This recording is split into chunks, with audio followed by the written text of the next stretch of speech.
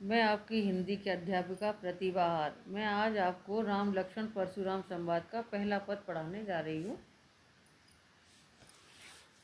नाथ शंभु धनु भंज निहारा, हुई केहू एक दास तुम्हारा। हे नाथ, शिव जी के धनुष को तोड़ने वाला आपका ही कोई एक दास होगा। भगवान श्री राम कहते हैं परशुराम जी से, हे नाथ, शिव धनुष को तोड़ने वाला कोई आपका दास ही होगा। आसु कह कहिए किन मोही, सुनी रिसाएं बोले मुनि को ही। क्या आज्ञा है, आप मुझे क्यों नहीं कहते। श्री भगवान राम कहते हैं, क्या आज्ञा है, आप मुझे क्यों नहीं कहते। यह सुनकर क्रोधित परशुराम जी बोले, सेवक सोजो करे सेवकाई, अरि करनी करे करे वो लड़ाई। परशुराम जी बोले, सेवक वही होता है जो सेवा का कार्य करे। शत्रुता का काम करने वाला तो भला सेवक कैसे हो सकता है।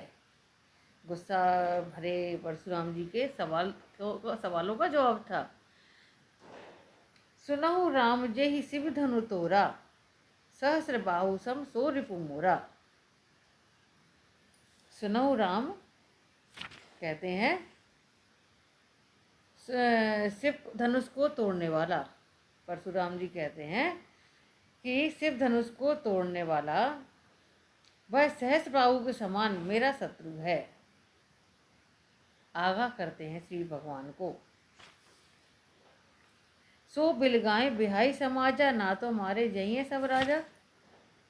वह कहते हैं कि राजसभा को छोड़कर सभी राजा यहाँ से चले जाएं, नहीं तो सारे राजा मेरे हाथों से मारे जाएंगे। सुनी मुनि वचन लखन मुस्काने, बोले परशु धनी अभिमाने। मुनिवर के ऐसे क्रोधपूर्ण वचन सुनकर लक्ष्मण जी बोले, हे गोसाई।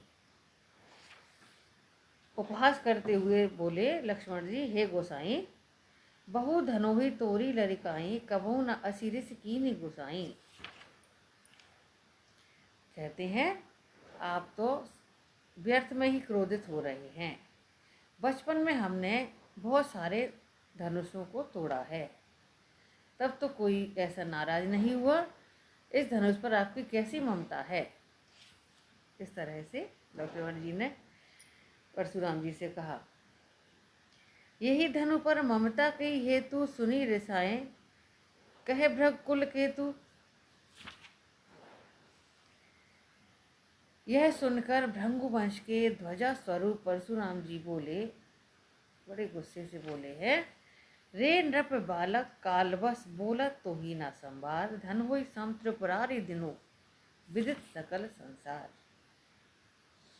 नाराजगी में बोलते हैं परशुराम जी। कहते हैं, अरे राजपुत्र, काल के वश में होने के कारण तेरे मुंह से होशपूर्वक वचन नहीं निकल रहे हैं। तू संभल कर नहीं बोल पा रहा है। यह सारे संसार में विख्यात शिव धनुष क्या समान धनुहियों के समान है। इस तरह से परशुराम जी ने लक्ष्मण जी से कहा।